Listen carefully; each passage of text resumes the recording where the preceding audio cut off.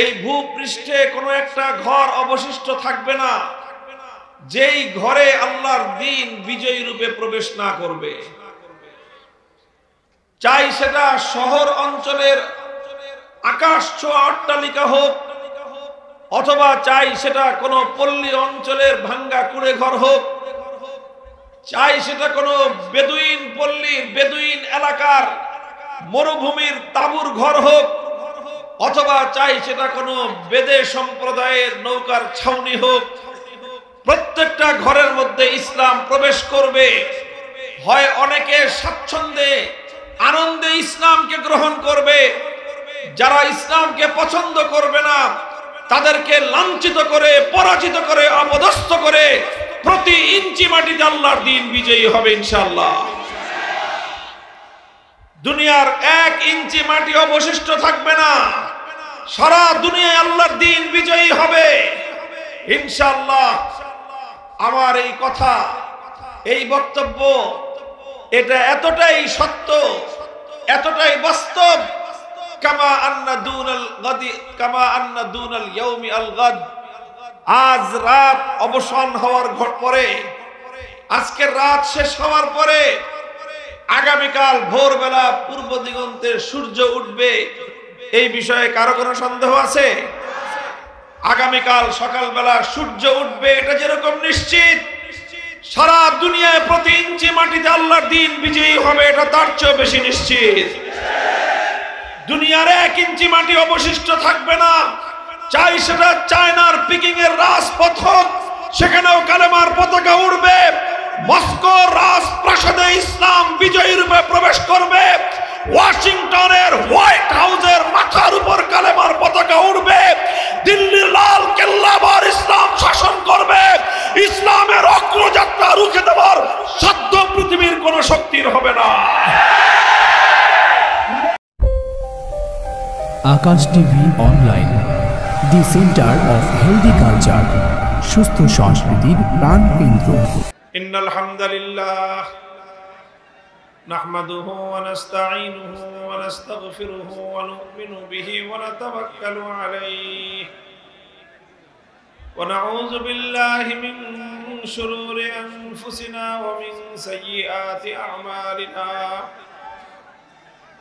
من يهده الله فلا مضل له ومن يضلل فلا هادي له وأشهد أن لا إله إلا الله وحده لا شريك له وأشهد أن سيدنا ومولانا محمدا عبده ورسوله الذي أرسله الله إلى كافة الناس بشيرا ونذيرا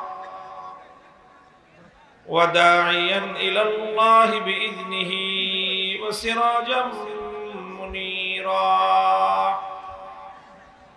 أما بعد فأعوذ بالله من الشيطان الرجيم. بسم الله الرحمن الرحيم. والذين جاهدوا فينا لنهدينهم سبلنا وإن الله لمع المحسنين. وعن عبد الله بن مسعود رضي الله تعالى عنه أنه قال قال رسول الله صلى الله عليه وسلم لن يشبع المؤمن من خير حتى يكون منتهاه الجنة. بارك الله لنا ولكم في القرآن العظيم ونفعنا وإياكم بالآيات والذكر الحكيم. اللهم صل على محمد وعلى آل محمد كما صليت على إبراهيم وعلى آل إبراهيم إنك حميد مجيد. اللهم بارك على محمد وعلى آل محمد كما باركت على إبراهيم وعلى آل إبراهيم إنك حميد مجيد محترم حضرات علماء کرام সম্মানিত শ্রদ্ধাভাজন আমার বয়োজ্যেষ্ঠ মুরব্বী সাহেবান সমবেত ইসলাম প্রিয় কোরআন প্রেমিক নবী প্রেমিক তাওহীদি মুসলমান ভাই ও বন্ধুগণ পর্দার অন্তরালে অবস্থানরত আমার সম্মানিত মা ও বোনেরা আল্লাহ পাক রব্বুল আলামিন অশেষ শুকরিয়া যে আল্লাহ রাব্বুল আলামিন আমাদেরকে আল্লাহর দ্বীনের কথা বলা এবং শোনার জন্য নূরে মদিনা মাদ্রাসার বার্ষিক মাহফিলে সমবেত হওয়ার তৌফিক দান করেছেন। আল্লাহ পাকের বড়ই মেহেরবানি, এই জন্য আল্লাহর দরবারে শুকরগুজারি আদায় করি আলহামদুলিল্লাহ। দীর্ঘ সময় পর্যন্ত আপনারা দেশের বরেণ্য আলেমদের কাছ থেকে গুরুত্বপূর্ণ আলোচনা শুনেছেন। এখন আমি সর্বশেষ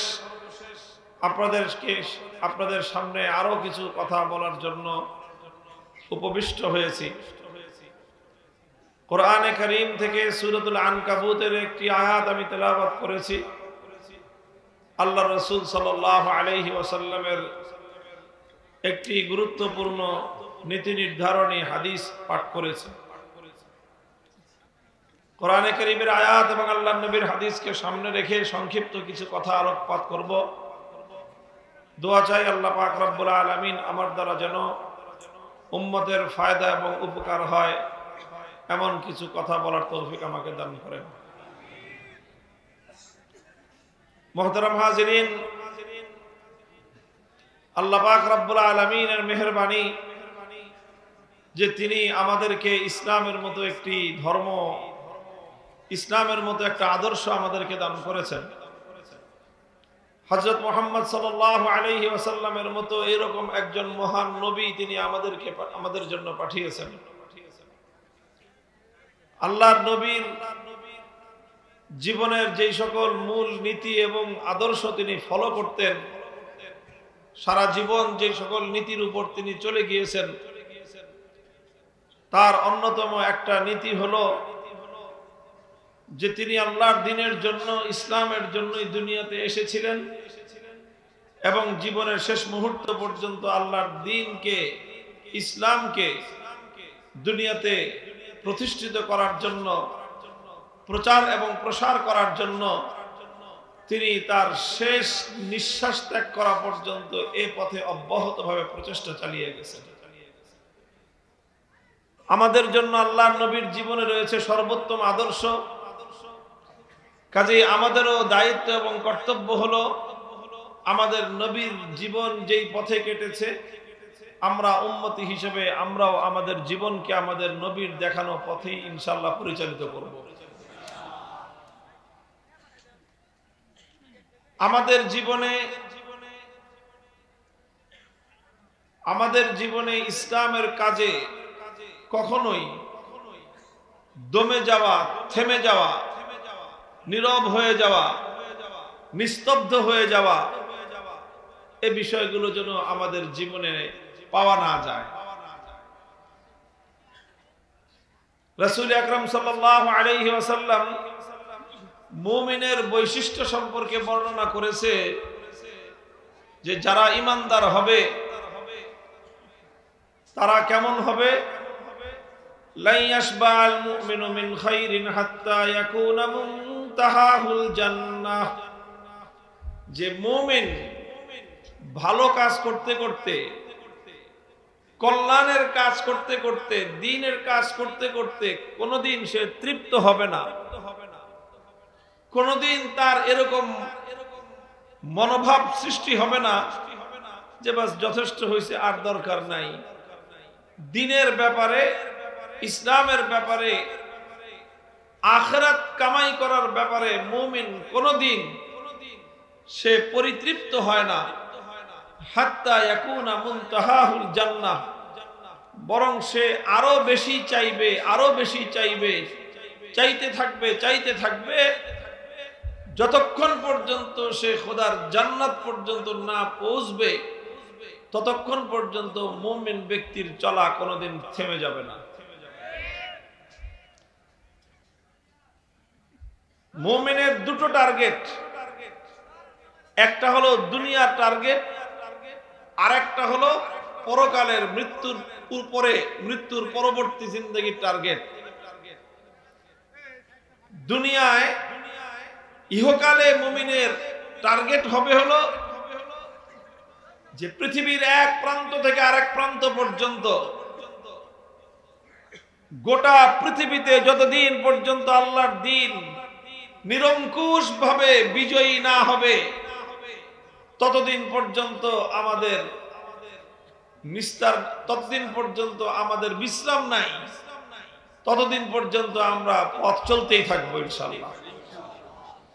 এটা হলো মুমিনের সম্মিলিত আমাদের সকলের দুনিয়াতে ইহকালে আমাদের লক্ষ্য বস্তু, আমাদের টার্গেট হলো এই।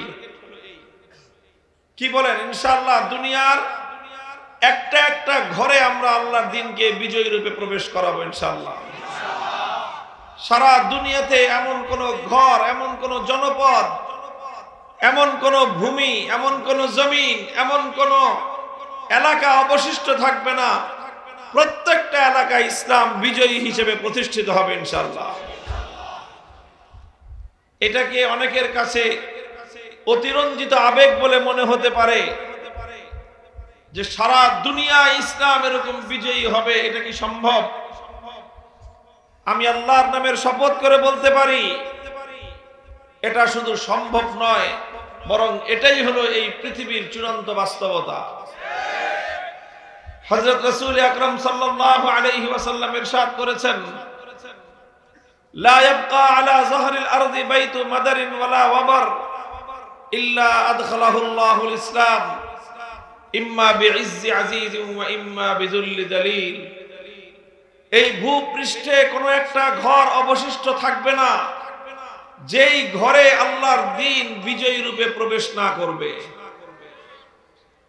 চাই সেটা শহর অঞ্চলের আকাশ ছোঁয়া অট্টালিকা হোক, অথবা চাই সেটা কোনো পল্লী অঞ্চলের ভাঙ্গা কুড়ে ঘর হোক, চাই সেটা কোনো বেদুইন পল্লীর, বেদুইন এলাকার মরুভূমির তাঁবুর ঘর হোক, অথবা চাই সেটা কোনো বেদে সম্প্রদায়ের নৌকার ছাউনি হোক, প্রত্যেকটা ঘরের মধ্যে ইসলাম প্রবেশ করবে।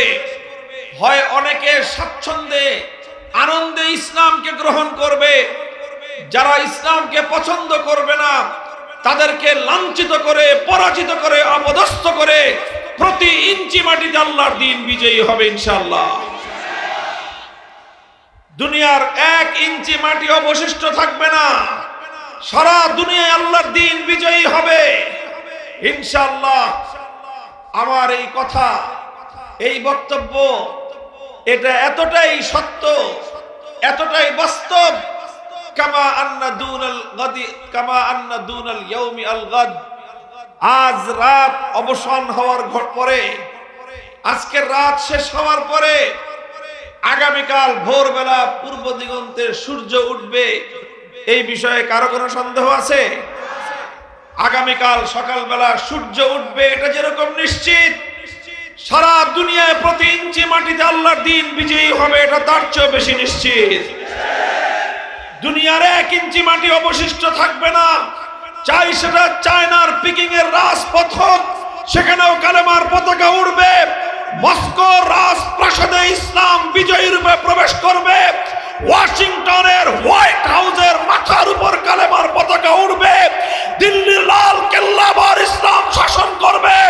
ইসলামের অগ্রযাত্রা রুখে দেওয়ার সাধ্য পৃথিবীর কোন শক্তির হবে না।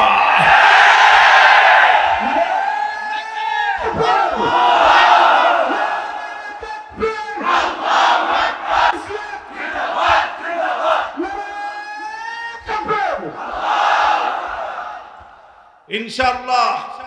এত আত্মবিশ্বাসের সাথে আমরা এই কথা কেন বলতেছি?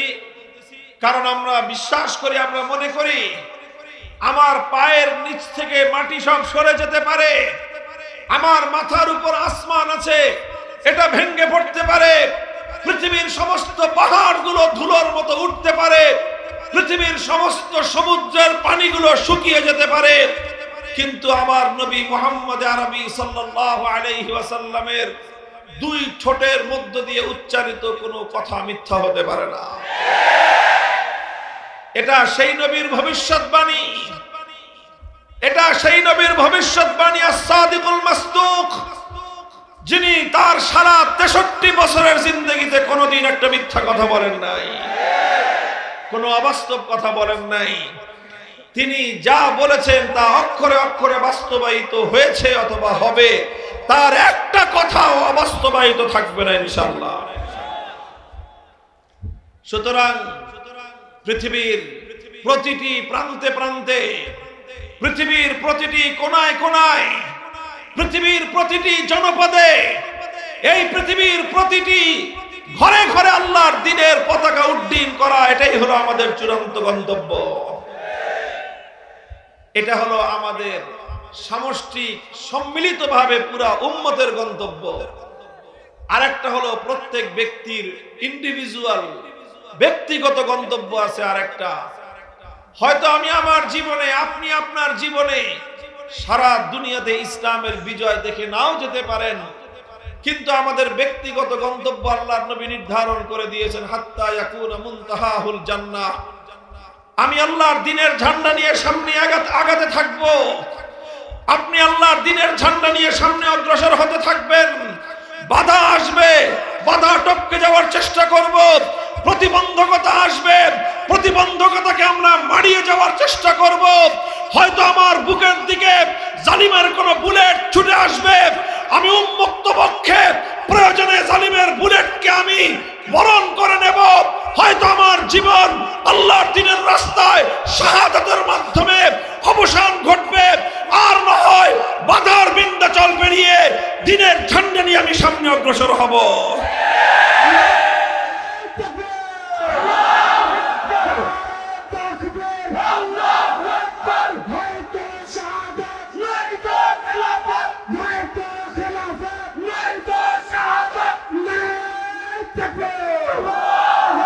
আমারে পথ চলা কোনোদিন থেমে যাবে না, চলতে চলতে হাত্তা ইয়াকুনা মুনতাহাহুল জান্নাহ, যতক্ষণ পর্যন্ত খোদার জান্নাতে আমার পাও না পড়বে, খোদার জান্নাতের দুয়ারে আমি যতক্ষণ পর্যন্ত আমি আমার পাও রাখতে না পারবো, ততক্ষণ পর্যন্ত আমার পথ চলায় কোনো ক্ষান্তি নাই। চলবো তো ইনশাআল্লাহ? সাহায্য করবেন কে? আমার এবং আপনার কাজ হলো আল্লাহর দ্বীনের ঝান্ডা নিয়ে সামনে অগ্রসর হয়ে যাওয়া। এখানে কুল হাল তারাব্বাসুনা বিনা ইল্লা ইহদাল হুসনাইন, কুল হাল তারাব্বাসুনা বিনা ইল্লা ইহদাল হুসনাইন।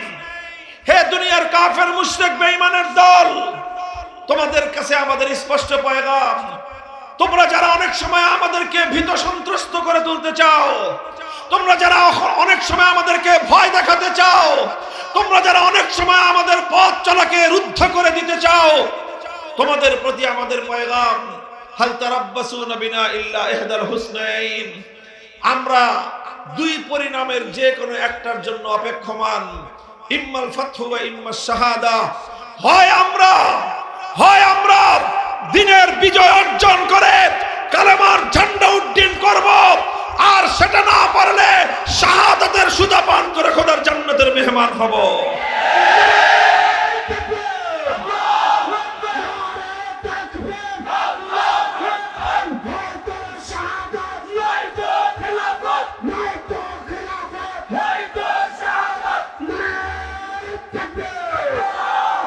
বন্ধুগণ, এটা নবী আকরাম সাল্লাল্লাহু আলাইহি ওয়াসাল্লামের আমাদের প্রতি নির্দেশনা, আমাদের প্রতি তার নির্দেশ। তিনি তার উম্মতকে কথাই বলেছেন, হাত্তা ইয়াকুনা মুনতাহাহুল জান্নাহ। মুমিন দুনিয়াতে বিশ্রাম করতে আসে না, মুমিন দুনিয়াতে বিলাসিতা করতে আসে না, মুমিন দুনিয়াতে আরাম আয়েশ করতে আসে নাই। আরে মুমিন তো দুনিয়াতে এসেছে আল্লাহর দ্বীনের জন্য কাজ করতে। আল্লাহর দ্বীনের জন্য কাজ করা, এটাই হলো মুমিনের জীবনের উদ্দেশ্য। হ্যাঁ, দুনিয়াতে যেহেতু থাকতে হয়, থাকার প্রয়োজনে কিছু টাকা পয়সার দরকার হয়, এই জন্য মুমিন কখনো চাকরি করে। থাকতে হলে খেতে হয়, পান করতে হয়, বাসস্থানের ব্যবস্থা করতে হয়, এই জন্য মুমিন কখনো ব্যবসা করে। থাকতে হয় এই জন্য মুমিন থাকার বাড়ি বানায়, কিন্তু বাড়ি বানানো মুমিনের উদ্দেশ্য নয়, ব্যবসা করা মুমিনের উদ্দেশ্য নয়, চাকরি করা মুমিনের উদ্দেশ্য নয়। মুমিনের উদ্দেশ্য হলো আল্লাহর দ্বীনের ঝান্ডা আল্লাহ পাক তার হাতে দিয়েছেন, এই ঝান্ডা নিয়ে সে চলতে থাকবে, চলতে থাকবে। যতদিন তার দেহে প্রাণ আছে, যতদিন তার ধমনীতে রক্তের প্রবাহ আছে, যতদিন তার হৃদয় স্পন্দন আছে, ততদিন সে চলতে থাকবে, চলতে থাকবে, চলতে থাকবে। মরণ চলে আসলে মরতে থাকবে, চলতে থাকবে, মরতে থাকবে, চলতে থাকবে। যতক্ষণ দেহে প্রাণ আছে তার আগ পর্যন্ত সে থেমে যাবে না। ভাই, এটা আমাদের শুধু কথা নয়, এটা শুধু রাসূল আকরাম সাল্লাল্লাহু আলাইহি ওয়াসাল্লামের নির্দেশনা নয়, এটাই সিরাতুন নবী, এটাই নবী জীবনের আদর্শ। শুধু এমন না যে আল্লাহর নবী উম্মতকে বলেছেন, উম্মতকে অর্ডার দিয়ে নিজে আরামে ঘুমিয়েছেন, ব্যাপারটা এমন নয়। আমাদের নবী তেমন কোন নবী না যে তিনি কর্মীদেরকে মাঠে পাঠিয়ে দিয়ে নিজে আরামে ঘুমাবেন না। আমার নবী প্রতিটা ক্ষেত্রে প্রয়োজনের সময় তিনি নিজে ঝুঁকি নিয়েছেন, তিনি নিজে অগ্রসর হয়েছেন, অন্যদেরকে সাথে নিয়ে তিনি এগিয়ে গিয়েছেন। আল্লাহর নবী যত রকম বাধাই আসুক, যত রকম প্রতিকূলতা আসুক, অথবা যত রকম অনুকূল পরিবেশ হোক, অনুকূল প্রতিকূল কোন পরিবেশেই রাসূল আকরাম সাল্লাল্লাহু আলাইহি ওয়াসাল্লাম সামনে চলা বন্ধ করেন নাই। আমরা আল্লাহর নবীর সিরাতকে যদি, নবীর জীবনটাকে যদি আমরা খুব সংক্ষেপে একটু দেখি, কয়েকটা মৌলিক ঘটনাকে যদি আমরা একটু পর্যালোচনার মধ্যে আনি, আমরা দেখতে পাবো আল্লাহর পয়গম্বরের নবুয়তের 23 বছরের জিন্দেগি। হেরার গুহায় তিনি নবুয়তের আলো পেলেন, ওহীর সন্ধান তিনি পেলেন, আল্লাহর কোরআন নাজিল হওয়া শুরু হলো। আল্লাহ পাক রব্বুল আলামিন আমাদের নবীকে নবুয়ত দিলেন, রিসালাত দিলেন, হুকুম করলেন এবার যান দুনিয়ার মানুষকে আপনি একত্ববাদ এবং তাওহীদের দাওয়াত দিন। নবী আকরাম সাল্লাল্লাহু আলাইহি ওয়াসাল্লাম তাওহীদের দাওয়াত নিয়ে তিনি তার কওমের কাছে, তার জাতির কাছে গেলেন। গোটা আরব, গোটা মক্কার অধিবাসীদেরকে একত্রিত করে মক্কার মানুষকে তিনি ডেকে বললেন, ইয়া আইয়ুহান নাস কুলু লা ইলাহা ইল্লাল্লাহ তুফলিহু। হে মক্কাবাসী, তোমরা যদি সফলতা চাও, তোমরা যদি মুক্তি চাও, তোমরা যদি নাজাত চাও, এক উপায় বলো লা ইলাহা ইল্লাল্লাহ। যে ব্যক্তি লা ইলাহা ইল্লাল্লাহ বলবে সেই একমাত্র সফলতা অর্জন করতে পারবে। এই যে দাওয়াত দেওয়া শুরু করলেন, প্রথম দিন থেকে আল্লাহর নবীর সামনে বাধা এসে দাঁড়ালো। নবীজি একদিকে মক্কার মানুষকে লা ইলাহা ইল্লাল্লাহ বলার জন্য তিনি ডাক দিলেন, সঙ্গে সঙ্গে আবু লাহাব দাঁড়িয়ে গেল, বলল তাব্বাল্লাকা সাইরাল ইয়াউম আলিহাযা জামাতানা। আবু লাহাব চিৎকার করে উঠল, হে মুহাম্মদ, তুমি ধ্বংস হও। তুমি কি আমাদেরকে এই কথা বলার জন্যই ডেকেছিলে? তুমি আমাদেরকে বাপ দাদার ধর্ম ছেড়ে দিতে বলতেছো? তুমি ধ্বংস হয়ে যাও। এই কথা বলে প্রথম দিন থেকে আল্লাহর নবীর সঙ্গে শত্রুতা পোষণ করা শুরু হয়েছে। যত মানুষ আল্লাহর রাসূল সাল্লাল্লাহু আলাইহি ওয়াসাল্লামের সাথে শত্রুতা করুন, আমার নবী সব ধরনের শত্রুতা, সব ধরনের প্রতিবন্ধকতাকে তিনি সহ্য করেছেন। কিন্তু আল্লাহর কসম খেয়ে বলি, আল্লাহর নবী কোনোদিন পথ চলা বন্ধ করে দেন নাই। নবীজি দাওয়াত দিয়েছেন রাতের অন্ধকারে, নবীজি দাওয়াত দিয়েছেন দিনের আলোতে, প্রভাত রশ্মিতে, সন্ধ্যার গধূলি বেলায়। আল্লাহর পয়গম্বর মক্কার মানুষের কাছে কাছে দাওয়াত নিয়ে গিয়েছেন, কারো কাছে শতবার, কারো কাছে 1000 বার। পবিত্র মক্কার মাটিতে একজন মানুষ এরকম অবশিষ্ট ছিল না যার কাছে আমার নবী দ্বীনের দাওয়াত নিয়ে না গিয়েছেন। নবীজির এই দাওয়াতে স্বল্প সংখ্যক মানুষ ঈমান কবুল করেন, তাওহীদের দাওয়াতকে কবুল করেন। যারা এই দাওয়াত গ্রহণ করলেন সঙ্গে সঙ্গে তাদেরকে নিয়ে নবীজির দ্বিতীয় মেহনত শুরু হয়ে গেল। হযরত আরকাম ইবনে আবিল আরকাম রাদিয়াল্লাহু তাআলা আনহু তার বাড়ি দারে আরকামে আল্লাহর নবী মাদ্রাসা কায়েম করলেন। যারা ঈমান কবুল করে তাদেরকে তিনি সেখানে শিক্ষা দান করেন। সেই শিক্ষা দান করাটা এত সহজ ছিল না। মক্কার সকল অন্যায় অত্যাচারীদের, মক্কার সকল জালিম রক্ত পিপাসুদের চোখ ফাঁকি দিয়ে সেখানে নিয়ে এক একজনকে সঙ্গোপনে দ্বীনের শিক্ষা দিতে হতো।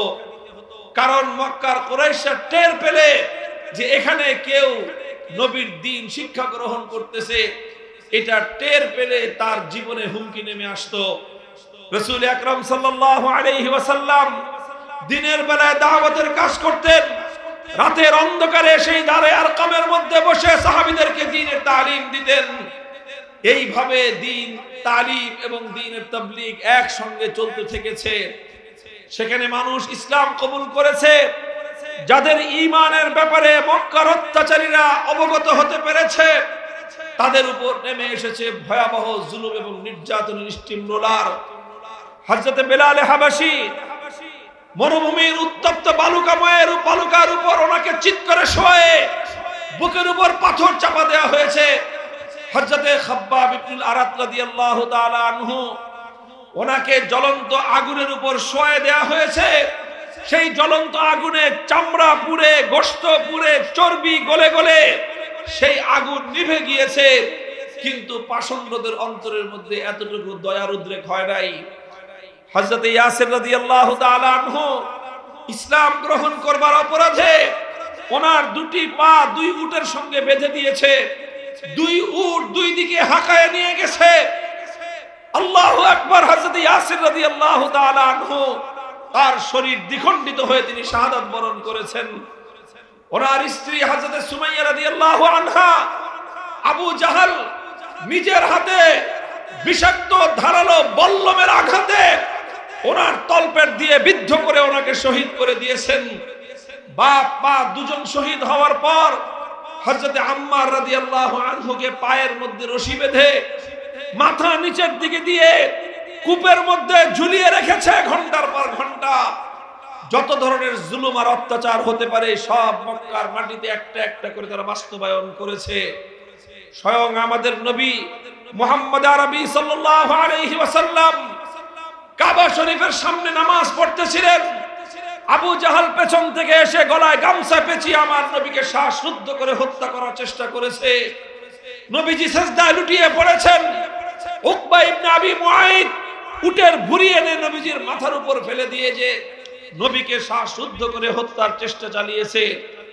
যত রকম ষড়যন্ত্র, যত রকম নির্যাতন হতে পারে, শিয়াবে আবি তালেবের মধ্যে আল্লাহর নবী এবং তার গোটা পরিবারকে একদিন দুই দিন নয় 3 বছর পর্যন্ত অবরুদ্ধ করে রেখেছে। কোনো খাওয়ার ব্যবস্থা নাই, থাকার ব্যবস্থা নাই। খোলা আসমানের নিচে বাচ্চাদেরকে নিয়ে 3 বছর অবস্থান করেছেন। গাছের পাতা খেয়ে জীবন ধারণ করেছেন, কিন্তু আল্লাহর নবী তার মিশন বাস্তবায়ন থেকে এক চুল পরিমাণ পিছপা হন নাই। এভাবেই চলতে চলতে 10 বছর পর্যন্ত চললেন। নবীজি দেখলেন যে মক্কার যাদের কপালে হেদায়েত ছিল তারা কবুল করে ফেলেছে, বাকি যেগুলো আছে দেখলেন যে এদের কপালে হেদায়েত নসিব হওয়া অনেক কঠিন। নবীজি মক্কার মানুষ থেকে অনেকটা নিরাশ এবং হতাশ হয়ে গেলেন, কিন্তু আল্লাহর নবী তার মিশন থামালেন না। মক্কার মানুষ কবুল করে না তো কি হয়েছে, নবীজি তায়েফে গেলেন। তায়েফে গিয়ে সকাল থেকে সন্ধ্যা সারা দিন এক একজন মানুষের কাছে গিয়ে গিয়ে দ্বীনের দাওয়াত দিতে আরম্ভ করলেন। 1 মাস পর্যন্ত তায়েফে এই দাওয়াতের মেহনত চালালেন। দুর্ভাগ্যজনকভাবে তায়েফের এত মানুষ, একটা মানুষও 1 মাসের মধ্যে কালেমা পড়ে নাই। শুধু নবীর দাওয়াত প্রত্যাখ্যান করেছে তাই নয়, বরং তারা নির্মম আচরণ করেছে আল্লাহর নবীর সঙ্গে। নবীজি কারো কাছে দাওয়াত দিতে গেলে সে দাওয়াত কবুল তো করেই না, উপরন্তু তায়েফের দুষ্ট সন্ত্রাসী বালকদেরকে ইঙ্গিত করে দেয়, লেলিয়ে দেয় যে তোমরা এই লোকটার উপর পাথরের বৃষ্টি বর্ষণ করো। এইভাবে আল্লাহর নবীর উপর পাথরের বৃষ্টি বর্ষণ হতে থাকে। নবীজি পাথরের আঘাতে আঘাতে রক্ত ঝরতে ঝরতে মাথার রক্ত পায়ে পড়ে, পায়ের চপ্পল পায়ের সাথে আটকে গিয়েছে, নবীজি বেহুশ হয়ে জমিনের মধ্যে পড়ে যান। আল্লাহর নবী যখন দুর্বল হয়ে মাটিতে পড়ে যান, তখন কিছু বয়স্ক লোক এসে নবীজির দুই হাত ধরে দাঁড় করায় দেয়, বলে আপনি চলে যান, চলে যান। আর বালকদেরকে বলে, এই তোরা আর মারিস না, আর মারিস না। এই কথা বলে যখনই আমার নবী দুই কদম সামনে আগান, এই লোকগুলো আবার ওই দুষ্ট সন্ত্রাসীদেরকে উস্কানি দেয় যে আবার মার, আবার মার। তারা আবার পাথরের বৃষ্টি বর্ষণ করে। এইভাবে একসঙ্গে একই সঙ্গে নবীর উপর পাথরের বৃষ্টি বর্ষণ করা হয়েছে, রক্তে রঞ্জিত করা হয়েছে, আবার সে রক্তের সঙ্গে উপহাস করা হয়েছে। যেমনটা আমাদের শাপলা চত্বরে আমাদের নবী প্রেমিক তাওহীদি জনতার বুকগুলোকে বুলেটের আঘাতে ঝাঁঝরা করা হয়েছে, আমার ভাইদের লাশগুলো বাংলাদেশ ব্যাংকের সামনে শাপলা চত্বরের সামনে পড়েছিল। আমাদেরকে হত্যা করে আবার জাতীয় সংসদে দাঁড়িয়ে আমার ভাইয়ের শাহাদাতের রক্তের সঙ্গে উপহাস করে বলা হয়েছে সেখানে নাকি আমাদের শহীদরা বুকে রং মেখে শুয়েছিল। ঠিক একই কায়দায় সেই তায়েফে আল্লাহর নবীর রক্ত ঝরানো হয়েছে, আবার সে রক্তের সঙ্গে উপহাস করা হয়েছে। আমার নবী সব সহ্য করেছেন, কিন্তু আল্লাহর দ্বীনের পথ থেকে এক চুল পরিমাণ বিচ্যুত হননি। 1 মাস পরে আল্লাহর নবী মক্কায় ফিরে আসলেন। নবীজি হতাশ হলেন যে তায়েফেও হলো না, মক্কাতেও হলো না। আমি জিজ্ঞাসা করতে চাই আপনাদের কাছে, আপনারা বলুন তো দেখি, আল্লাহর পয়গম্বর এর পরে কি নিজের দাওয়াতের মিশন বন্ধ করে দিয়েছিলেন? নিজের পথ চলার আল্লাহর নবীর থমকে গিয়েছিল না, থমকে যায় নাই। এরপরেই আসলো হজের মৌসুম। হজের মৌসুমে বিভিন্ন এলাকা থেকে লোকজন আসে হজ করতে। নবীজি তাদের পিছনে পিছনে ছুটতে আরম্ভ করলেন। মিনার ময়দানে, আকাবার মাঠে নবীজির সঙ্গে 6 জন ব্যক্তির সাক্ষাৎ, যাদের বাড়ি হলো ইয়াসরিব। ইয়াসরিব হলো মদিনার পুরানো নাম। 6 জন ব্যক্তি আল্লাহর নবীর সঙ্গে পরিচয় হলো। নবীজি তাদের কাছে তাওহীদের দাওয়াত পেশ করার সাথে সাথে একসঙ্গে 6 জন মানুষ কালেমা পড়ে ইসলাম কবুল করলেন। মক্কার মানুষ কালেমা কবুল করে না। তায়েফে 1 মাস মেহনত করার পরে রক্ত দিয়েও একটা মানুষকে কালেমা পড়াতে পারেন নাই। আল্লাহ পাক রব্বুল আলামিন তার বিনিময় এবং বদলা দিলেন কি, যে মেঘ না চাইতেই বৃষ্টি। নবীজি দাওয়াত দেওয়ার সাথে সাথে ইয়াসরিবের 6 জন মানুষ কালেমা পড়ে মুসলমান হয়ে গেল। তারা ইয়াসরিবে ফিরে গেলেন, মদিনায় ফিরে গেলেন। গিয়ে তারা নিজেরা আরো মানুষ তৈরি করলেন। পরের বছর তারা আবার আসলেন। এবার 6 জন নয়, এবার আসলেন 12 জন। নবীর হাতে হাত রেখে তারা শপথ নিলেন, ইয়া রাসূলুল্লাহ, আপনার এই আদর্শ এটাই আমাদের আদর্শ, আপনার ধর্ম এটাই আমাদের ধর্ম, আপনার মিশন আমাদের মিশন, আপনার সংগ্রাম আমাদের সংগ্রাম, আপনার লড়াই আমাদের লড়াই। মক্কায় আপনার দ্বীন আপনি কায়েম করতে পারেন নাই, হে নবী আসুন মদিনায়, মদিনার মাটিকে আমরা ইসলামের ঘাঁটি হিসেবে গড়ে তুলব ইনশাআল্লাহ।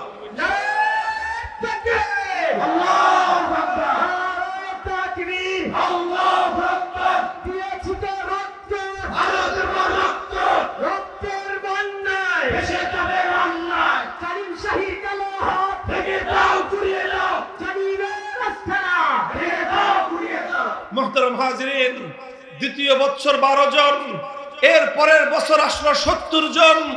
মদিনায় ইসলামের অনুকূল পরিবেশ কায়েম হয়ে গেল। 70 জন এসে নবীর হাতে হাত রেখে শপথ নিলেন, বায়াত হলো, বায়াতে আকাবায়ে সানিয়া হলো।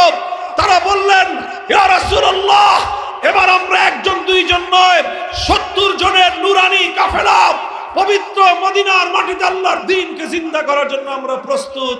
কাজী আপনি মদিনায় চলে আসুন, আমরা আপনার সঙ্গে থেকে আপনার সামনে পিছনে ডানে বামে চতুর্দিক থেকে আমরা আপনাকে সহযোগিতা করব। মক্কায় আপনি পারেন নাই, আপনি মদিনায় আসুন, মদিনার মাটি ইসলামের জন্য ইনশাআল্লাহ উর্বর হবে। রাসূল আকরাম সাল্লাল্লাহু আলাইহি ওয়াসাল্লাম 3 মাসের মাথায় রবিউল আউয়ালে হিজরত করলেন। মদিনায় গিয়ে তিন জাতি, মুসলিম, ইহুদি, মুশরিক, পৌত্তলিক, মূর্তি পূজারী, তাদের মধ্যে একটা শান্তি চুক্তি করলেন। কেউ কারো উপরে জুলুম করবে না, কেউ কারো উপরে হামলা চালাবে না, কেউ কারো সাথে গাদ্দারি করবে না, এইরকম শান্তি চুক্তি করলেন। ইতিহাসে যে চুক্তিকে বলা হয় মদিনা সনদ। মদিনা সনদ হলো আল্লাহ রাসূল সাল্লাল্লাহু আলাইহি ওয়াসাল্লাম দেখলেন যে একটা নিরাপদ পরিবেশ পাওয়া গিয়েছে, সেখানে মসজিদ নির্মাণ করলেন, মসজিদে নববী। এই মসজিদে এখন আর কেউ নামাজ পড়লে গলায় গামছা পেঁচায় শ্বাসরোধ করতে হত্যা করতে চায় না। এখানে কেউ আল্লাহর দরবারে সিজদা করলে কেউ মাথায় উটের ভুঁড়ি এনে নিক্ষেপ করে না। এখানে কেউ কালেমা পড়লে তার বুকের উপর পাথর চাপা দেওয়া হয় না। এখানে কেউ কালেমা পড়লে জ্বলন্ত আগুনের উপর শোয়ায় তাকে নির্মমভাবে নির্যাতন চালানো হয় না। এখানে কেউ কালেমা পড়লে তাকে দ্বিখণ্ডিত করা হয় না। সোনার মদিনায় আল্লাহর মেহেরবানিতে এমন একটা শান্তিপূর্ণ নিরাপদ পরিবেশ সৃষ্টি হয়ে গেল। আল্লাহর নবী তার জীবন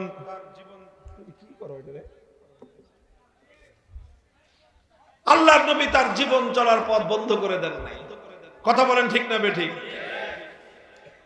নবীজি দেখলেন যে আলহামদুলিল্লাহ মদিনায় অনুকূল পরিবেশ পাওয়া গিয়েছে, একটা নিরাপদ জায়গা পাওয়া গিয়েছে, ইসলামের শক্তি বাড়তেছে, মুসলমানদের সংখ্যা বাড়তেছে।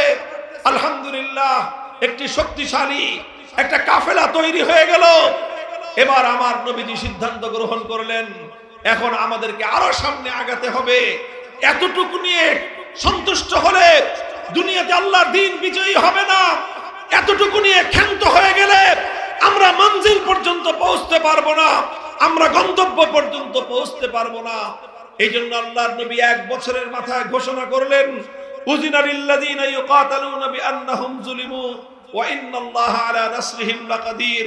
আল্লাহর নবী ঘোষণা করলেন, হে দুনিয়ার বেঈমানের দল, মক্কার কাফের কুরাইশের বেঈমানেরা, দুরাচার অত্যাচারী জালিমের দল, শুনে রেখো, এতদিন পর্যন্ত তোমাদের সঙ্গে আমরা নমনীয়তার আচরণ করেছি, এতদিন তোমরা আমাদেরকে হামলা করেছো, আমরা পাল্টা হামলা চালাই নাই। তোমরা আমাদেরকে এক গালে চর মারলে, আমরা আরেক গাল পেতে দিয়ে বলেছি আরেকটা চর মারো, কিন্তু আমার কথা শোনো। অনেক সোজা আঙ্গুলে ঘি উঠানোর চেষ্টা করেছি, কিন্তু দেখা গেছে যে কুত্তার লেজ কোনোদিন সোজা হয় না। কথা বলেন ঠিক না বেঠিক? কুকুরের লেজে কয় মন ঘি মাখলে লেজ সোজা হবে? বলেন, কয় মন ঘি কুকুরের লেজের মধ্যে মালিশ করলে কুত্তার লেজ সোজা হবে? বলতে পারেন? কুত্তার লেজ যতদিন জিন্দা আছে ততদিন সোজা হবে না। যারা মনে করেন আল্লাহর দ্বীনের সব দুশমনরা সোজা হয়ে যাবেন, তারা বোকার স্বর্গে বসবাস করেন। দ্বীনের কিছু দুশমন, এগুলো কুকুরের লেজের মতো, এদেরকে কোনোদিন সোজা করা যাবে না। ডান্ডা দিয়ে এদেরকে সোজা না করা পর্যন্ত, আঙ্গুল বাঁকা না করা পর্যন্ত ঘি উঠে না।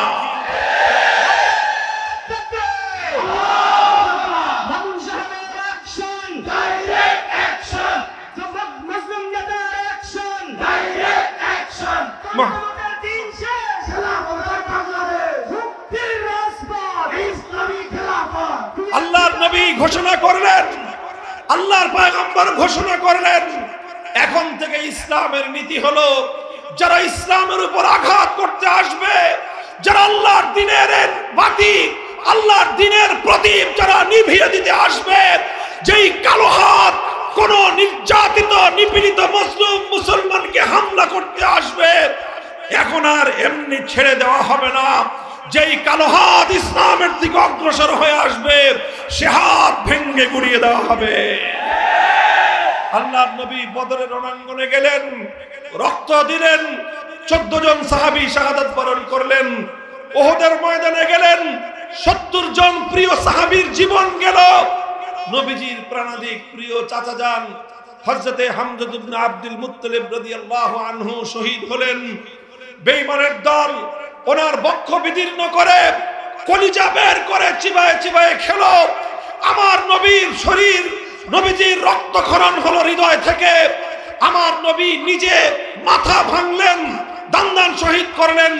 সর্ব শরীর থেকে রক্ত ঝরতে ঝরতে আমার নবী বেহুশ হয়ে জমিনে পড়ে গেলেন, কিন্তু আমার নবী ওই অবস্থাতেও সাহাবায়ে কেরামকে ডেকে ডেকে বললেন, ইলাইয়া ইবাদাল্লাহ, ইলাইয়া ইবাদাল্লাহ, হে আল্লাহর বান্দারা, আমাদের জীবন যেতে পারে, আমরা শহীদ হতে পারি, যতদিন এই জমিনে একজন ইমানদার থাকবে ততদিন আল্লাহর দ্বীনের ঝান্ডা ভুলুণ্ঠিত হতে পারে না।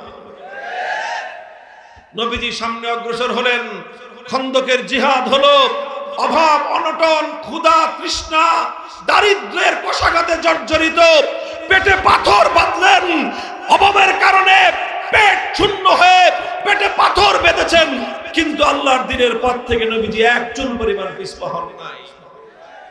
আল্লাহর পয়গম্বর সামনে অগ্রসর হতে থাকলেন। ইত্য বছরে মদিনায় ইহুদি সম্প্রদায় একটার পর একটা গাদ্দারি করলো। বনু কাইনুকা গাদ্দারি করলো, বনু নজির গাদ্দারি করলো। নবীজি এক একটা গাদ্দারকে দৃষ্টান্তমূলক শাস্তি দিলেন। প্রথম দুই সম্প্রদায় বিশ্বাসঘাতকতার অপরাধে তাদেরকে মদিনা থেকে বহিষ্কার করলেন। সর্বশেষ সবচেয়ে বড় গাদ্দারিটা করেছিল বনু কুরাইজা। এই গাদ্দারির পরে আল্লাহর নবী তাদেরকে দৃষ্টান্তমূলক শাস্তি দিলেন। আল্লাহর নবীর সিরাত পড়লে দেখা যায় নবীজি সব অপরাধ ক্ষমা করতেন, গাদ্দারির অপরাধ কোনোদিন ক্ষমা করতেন না। খবরদার মুসলমান, যারা না বুঝে ভুল করে তওবা করলে তার অপরাধের ক্ষমা আছে, কিন্তু যারা জাতির সঙ্গে গাদ্দারি করবে, বিশ্বাসঘাতকতা করবে, সেই গাদ্দারি আর বিশ্বাসঘাতকতার কোনো ক্ষমা নাই। আমার নবী একদিনে 800 দুরাচার বিশ্বাসঘাতক গাদ্দার ইহুদির মৃত্যুদণ্ড কার্যকর করেছিলেন। কয়শো? 800 গাদ্দারকে একদিনে মৃত্যুদণ্ড দিয়ে তাদেরকে দৃষ্টান্তমূলক শাস্তি প্রদান করে নবীজি সতর্ক করেছেন, খবরদার ইসলামের সঙ্গে যেন কেউ গাদ্দারি করার দুঃসাহস না দেখায়। মুহতারাম হাজিরিন, একটা পর্যায়ে আসলো সোনার মদিনায় সব মানুষ কালেমা পড়ে নিল, আর কোনো বেঈমান নাই, ইহুদি নাই, মুশরিক নাই, কোনো মূর্তি পূজারী নাই। সোনার মদিনা শান্তির শহরে পরিণত হলো। সোনার মদিনায় আল্লাহর দ্বীনের দুর্ভেদ্য ঘাটিতে পরিণত হলো।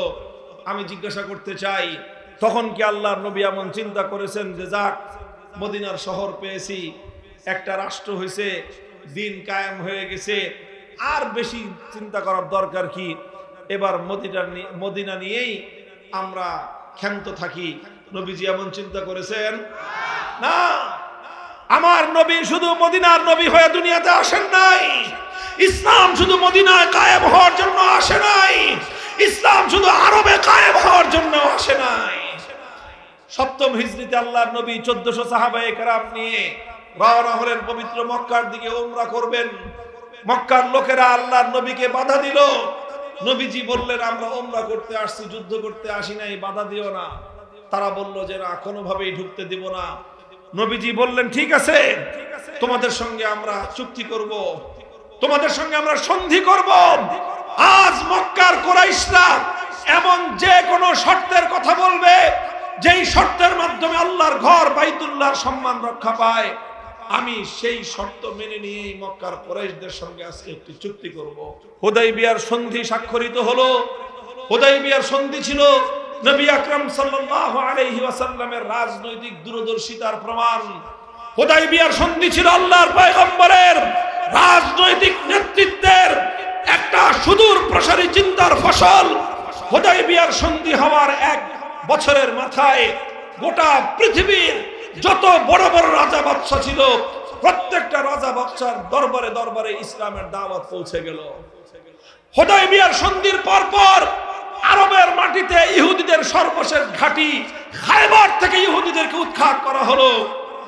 হুদাইবিয়ার সন্ধির 1 বছরের মাথায় আল্লাহর নবী মক্কার কুরাইশরা বিশ্বাসঘাতকতা করার ফলে 1 বছরের মাথায় আল্লাহর নবী অভিযান পরিচালনা করে মক্কা বিজয় করলেন।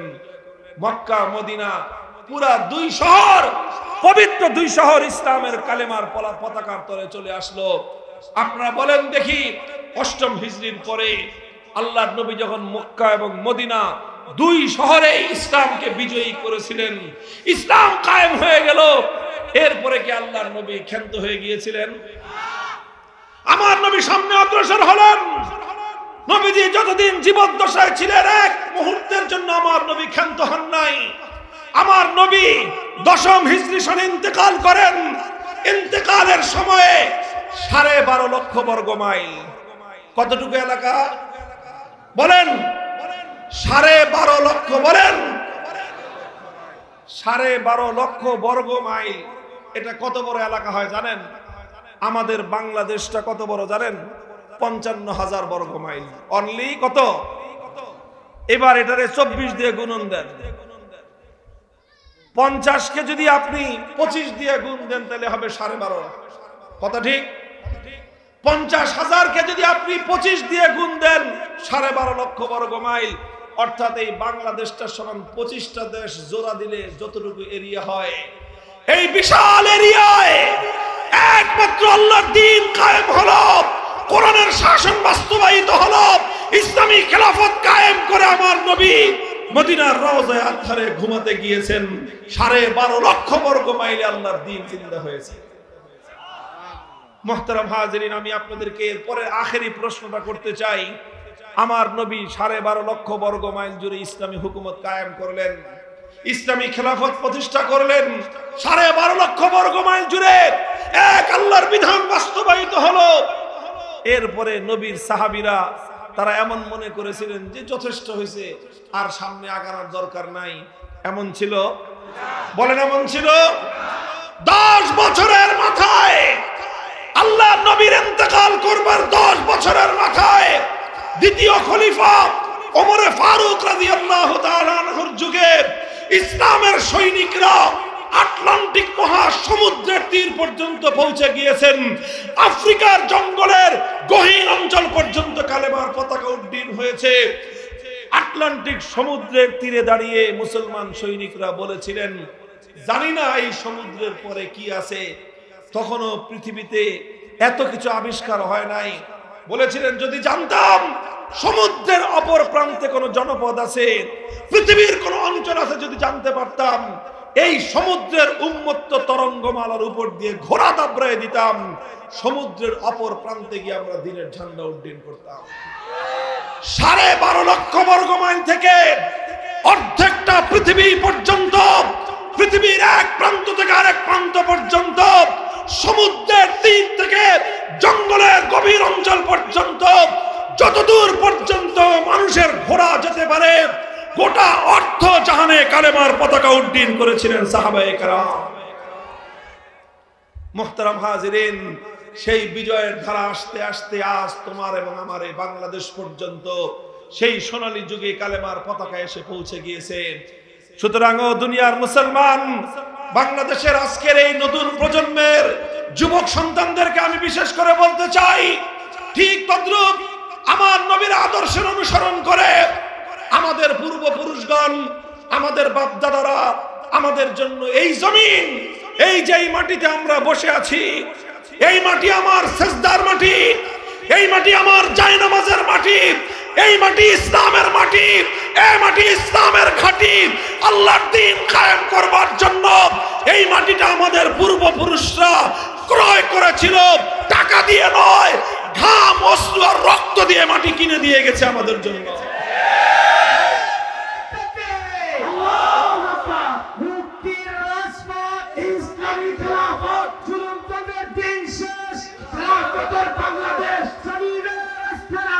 আমি আপনাদেরকে শুধু বলতে চাই, আখেরি পয়গাম, হে বাংলার মুসলমান, তোমরা তোমাদের বাপদাদার সঙ্গে গাদ্দারি করো না।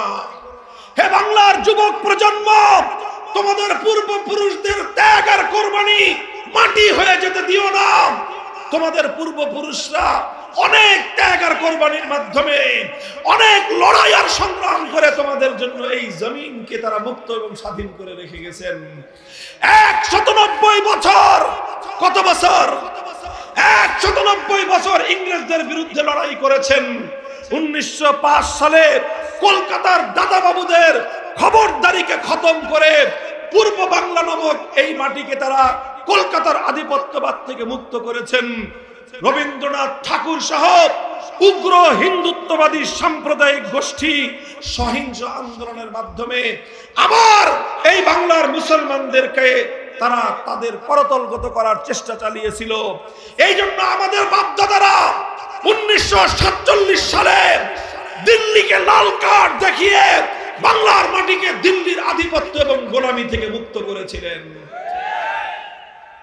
তারা বলেছিলেন মুসলমানদের ভূমিতে ইসলাম কায়েম হবে, মুসলমানদের জমিনে ইসলাম ছাড়া অন্য কিছু চলতে পারে না। 47 সালে মুসলমানদের জন্য আলাদা ভূমি হলো।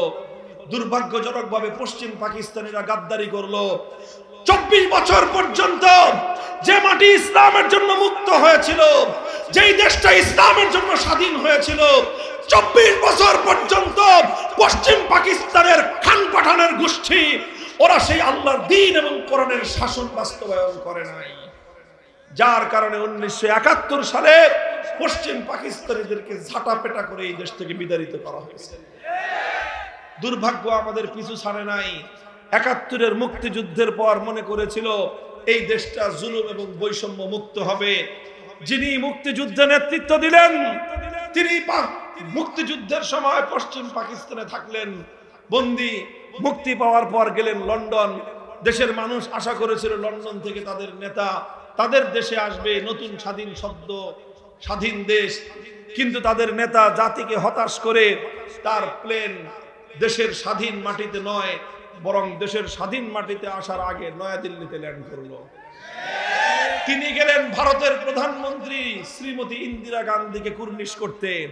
তিনি তাকে কুর্নিশ করলেন, আর আসার সময় সেই ভারতের প্রধানমন্ত্রী তার পকেটের মধ্যে একটা ছোট্ট প্রেসক্রিপশন লিখে দিলেন।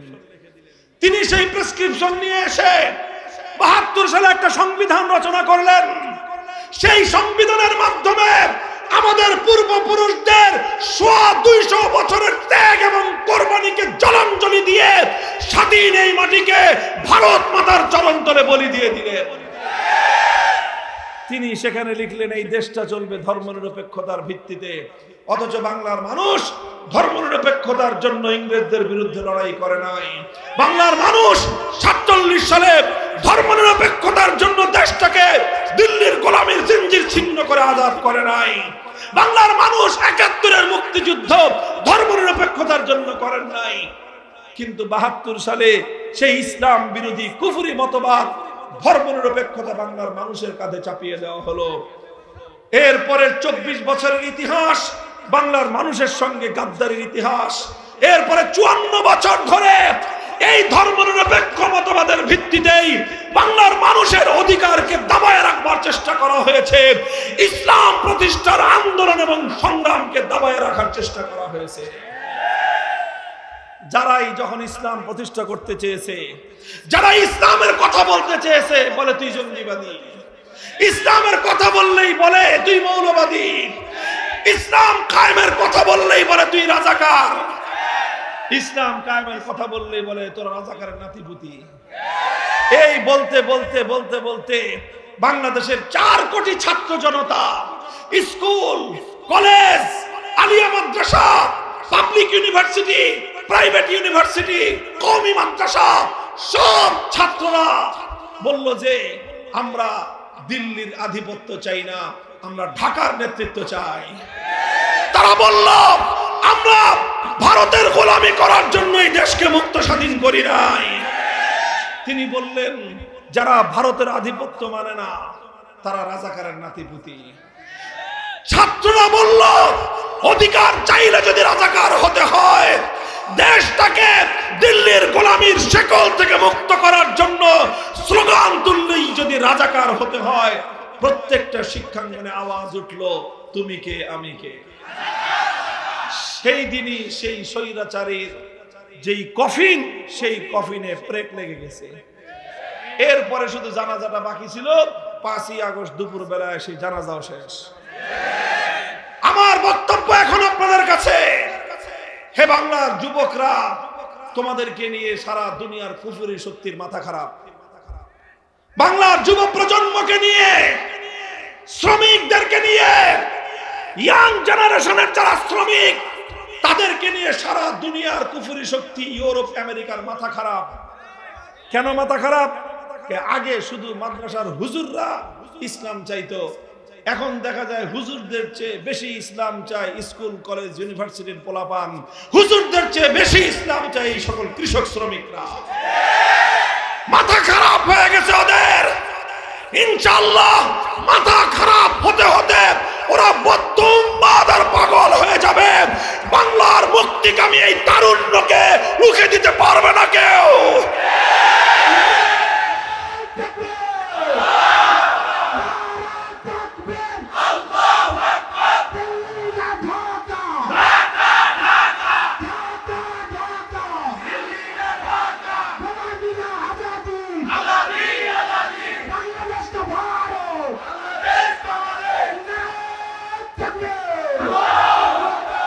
হে আমার জাতি, হে গার্মেন্টসের শ্রমিক ভাইরা, হে আমার বাংলার তরুণ জনতা, মনে রেখো তোমাদেরকে বাংলাদেশ এবং বাংলাদেশের অধিকার বুঝে নিতে হবে।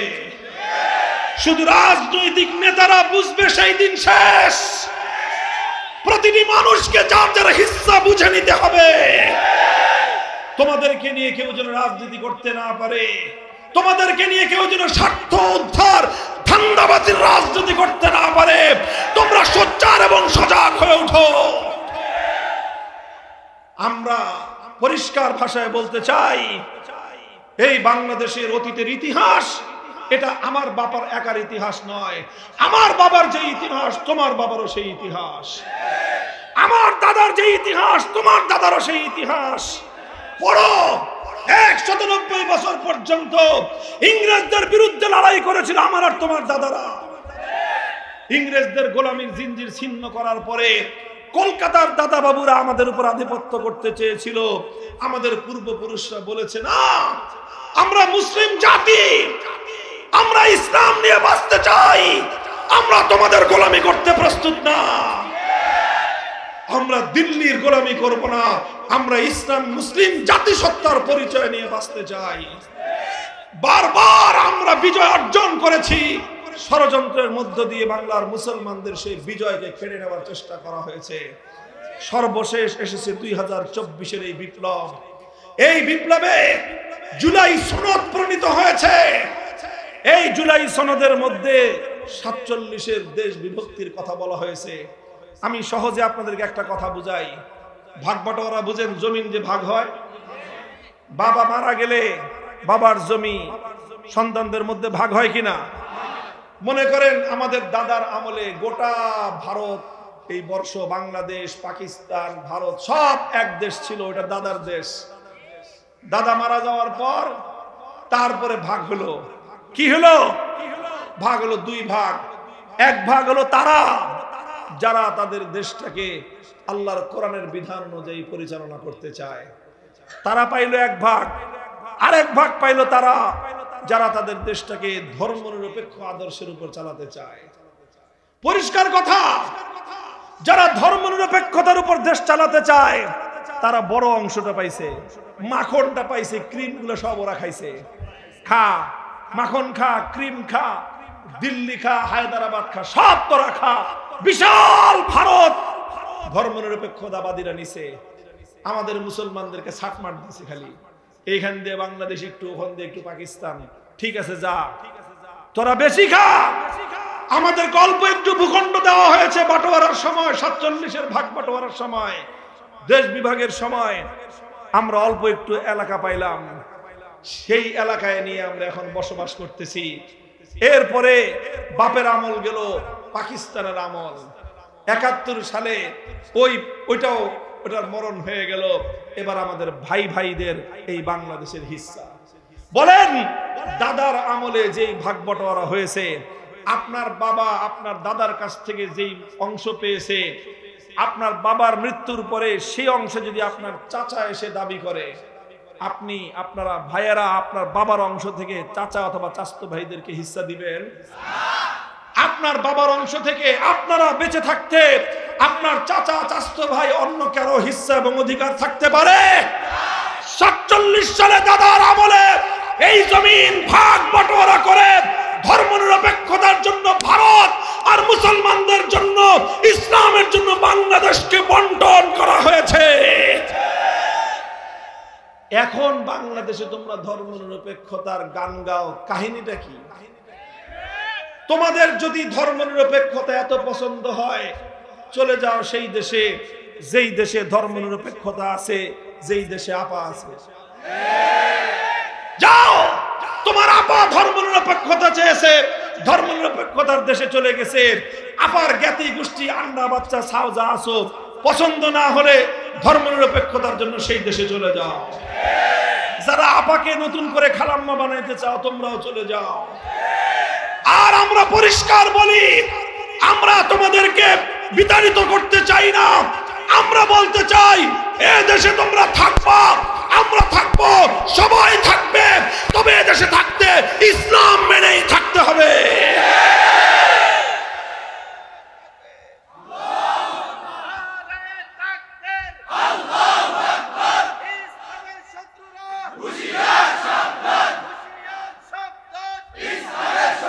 জুলাই বিপ্লবে হাজারের উপরে বাংলার তামাল যুবকেরা রক্ত দিয়েছে। এই বিপ্লব করেছে এই দেশটাকে সেই দাদাবাবুদের আধিপত্যবাদ থেকে মুক্ত রাখার জন্য। কাজেই এই রক্তের সঙ্গে গাদ্দারি করা চলবে না। একটা সনদ প্রণীত হয়েছে, জুলাই সনদ। অনেকে মনে করে জুলাই সনদের কাম কি? ভাই, জুলাই সনদের খুব বেশি কাম না হলেও একটা কাম হয়েছে। জুলাই সনদে বলা হয়েছে 1947 সালের দেশটা যেইভাবে ভাগ হয়েছিল, সেই ভাগের ভিত্তিতে আগামীর বাংলাদেশ গড়ে উঠবে। জুলাই সনদে বলা হয়েছে 2013 সালে শাপলা চত্বরে নবী প্রেমিক তাওহীদি জনতাকে নির্বিচারে জালিম স্বৈরাচারী শক্তি পাখির মতো গুলি করে হত্যা করা হয়েছে। সেই নবী প্রেমিকদের বীরত্বকথা ইতিহাস জুলাই সনদের মধ্যে বর্ণনা করা হয়েছে। এই জন্য আমরা বলি, জুলাই সনদ 47-এর ইতিহাস, জুলাই সনদ 2013 সালের হেফাজতে ইসলামের নবী প্রেমিকদের ত্যাগ এবং কোরবানির ইতিহাস। কাজেই আগামী ফেব্রুয়ারিতে একটা নির্বাচন হবে। এটা শুধুমাত্র সংসদ নির্বাচন না, বরং সংসদ নির্বাচনের বাইরে আরেকটা নির্বাচন হবে। সেটার নাম হলো গণভোট। কি নাম? গণভোটে জানতে চাওয়া হবে তুমি জুলাই বিপ্লবের পক্ষে না বিপক্ষে। আমি আপনাদের কাছে, দেশপ্রেমিক তাওহীদি জনতার কাছে জানতে চাই, আপনারা জুলাই বিপ্লবের পক্ষে কারা? হাত তুলে দেখান।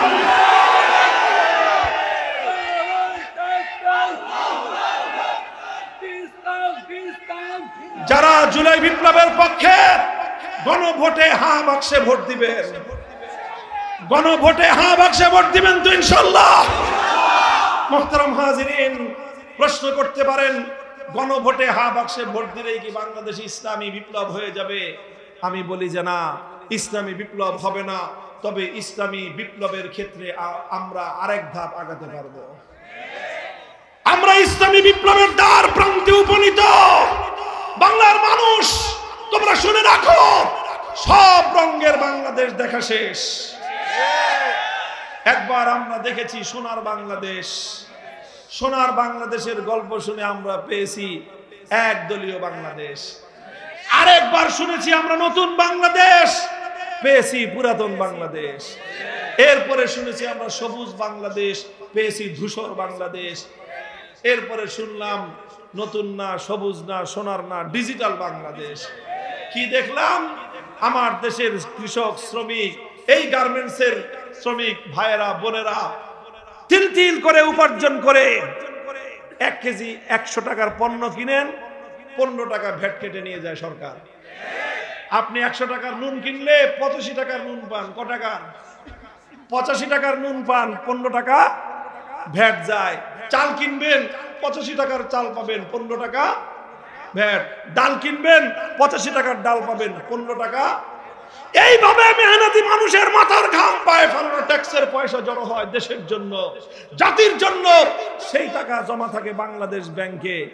ডিজিটাল বাংলাদেশ মানে হলো এই, ব্যাংকে তালা মারা ঠিক থাকবে, ডিজিটাল কায়দায় হাজার হাজার কোটি টাকা চুরি হয়ে বিদেশ চলে যাবে। ডিজিটাল বাংলাদেশ মানে দেখেছি কি আমরা? এদেশের আমাদের রেমিটেন্স যোদ্ধা, আমাদের ভাইয়েরা বোনেরা বিদেশে রাত দিন 24 ঘন্টার মধ্যে 16 ঘন্টা পরিশ্রম করে দেশে টাকা পাঠায়, সেই টাকা দেশে আসে ডিজিটাল কায়দায়, বিদেশে গিয়ে বেগম পাড়া হয়ে যায়। এই হলো ডিজিটাল বাংলাদেশ। আমাদের দেখা শেষ, সব রঙের বাংলাদেশ দেখা শেষ, সোনার বাংলাদেশ দেখা শেষ, নতুন বাংলাদেশ দেখা শেষ, সবুজ বাংলাদেশ দেখা শেষ, ডিজিটাল বাংলাদেশও দেখা শেষ। এবার আমরা একটা বাংলাদেশ দেখতে চাই, সেই বাংলাদেশ হলো ইসলামের বাংলাদেশ, আল কোরআনের বাংলাদেশ, খেলাফতের বাংলাদেশ।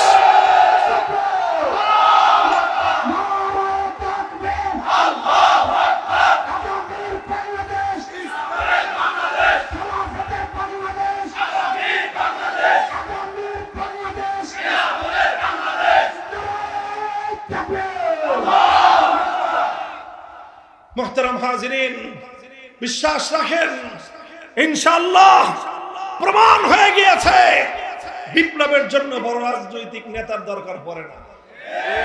আমার বাংলার দামাল যুবকেরা প্রমাণ করে দিয়েছে বিপ্লবের জন্য বড় রাজনৈতিক দলেরও প্রয়োজন পড়ে না।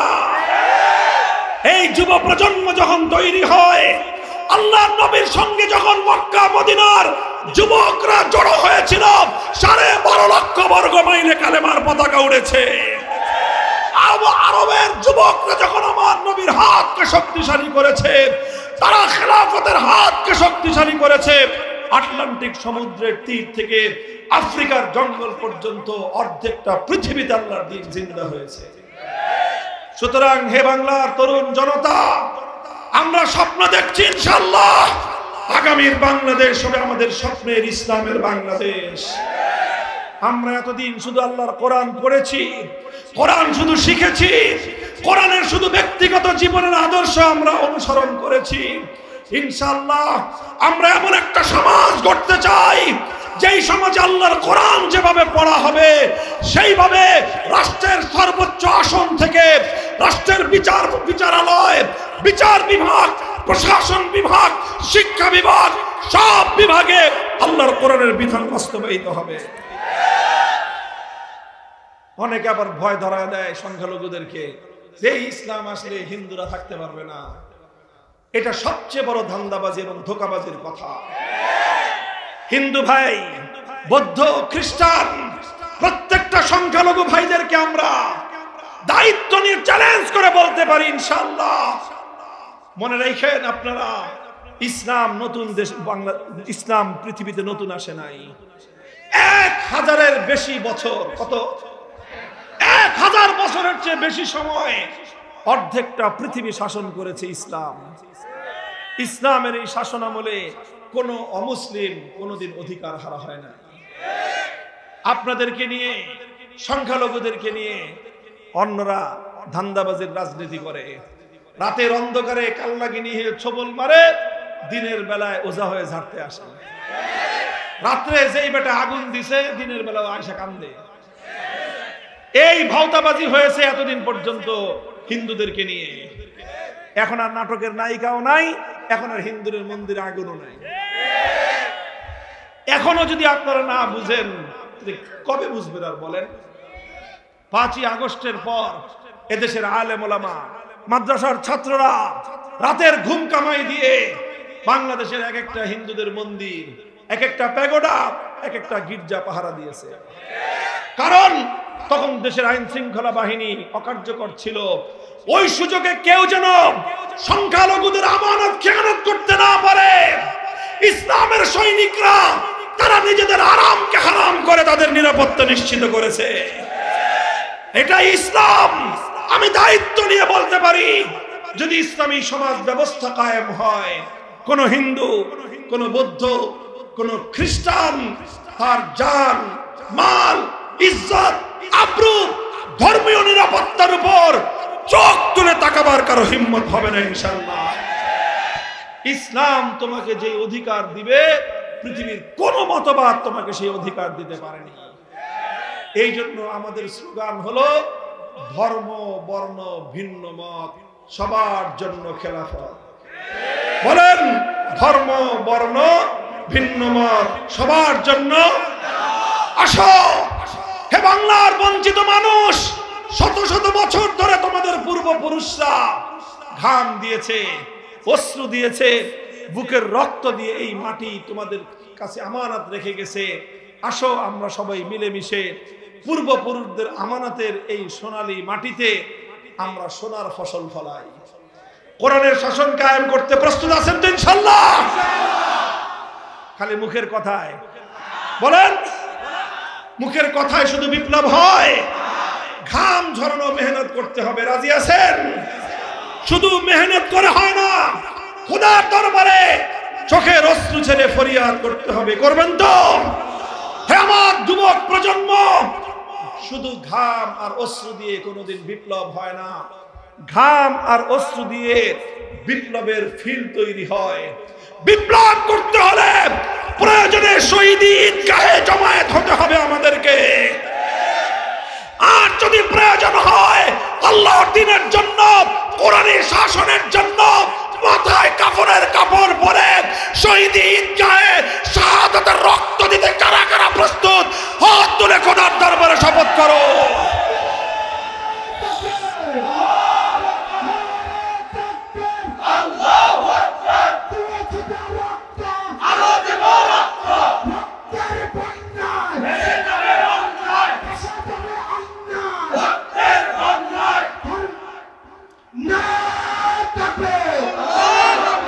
ভাই, এগুলা কি শুধু কথার কথা?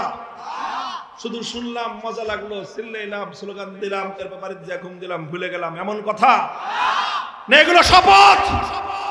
বলেন শপথ, অঙ্গীকার। কার সাথে? হাত তুলে বলেন কার সাথে? আল্লাহ, তুমি তোমার বান্দাদের এই অঙ্গীকার তোমার জন্য, তোমার দ্বীনের জন্য কবুল করো। শপথ রক্ষা করা তৌফিক দান করো। সুবহানাল্লাহি ওয়া বিহামদিহি সুবহানাল্লাহিল আযীম। সুবহানাল্লাহি ওয়া বিহামদিহি সুবহানাকাল্লাহুম্মা বিহামদিক আশহাদু আল লা ইলাহা ইল্লা আনতা আস্তাগফিরুকা ওয়া আতুবু ইলাইক। ইয়া হাইয়্যু ইয়া কাইয়্যুম বিরহমাতিকা নাস্তাগীথ আসলিহ লানা শা'নানা কুল্লাহু ওয়া লা তাকিলনা ইলা আনফুসিনা তারফাতা আইন। আল্লাহুম্মা ইন্না নাসআলুকা ফি'লাল খায়রাত ওয়া তারকাল মুনকারাত ওয়া হুব্বাল মাসাকিন ওয়া আন তাগফির লানা ওয়া তারহামনা আজমাইন। ইলাহুল আলামিন, জামিয়া আরবিয়া নূরে মদিনা মাদ্রাসাকে আপনি কবুল ফরমান। তালিম, তারবিয়ত, তামির, মালিয়াত সব দিক থেকে উন্নতি দান করুন। আয় আল্লাহ, মাদ্রাসা প্রথম দিন থেকে আজ পর্যন্ত যারা সহযোগিতা করেছেন তাদেরকে আপনি সাহায্য করুন। Akash TV online, the centre of healthy culture, সুস্থ সংস্কৃতির প্রাণ কেন্দ্র। Akash TV online, the centre of healthy culture, সুস্থ সংস্কৃতির প্রাণ কেন্দ্র।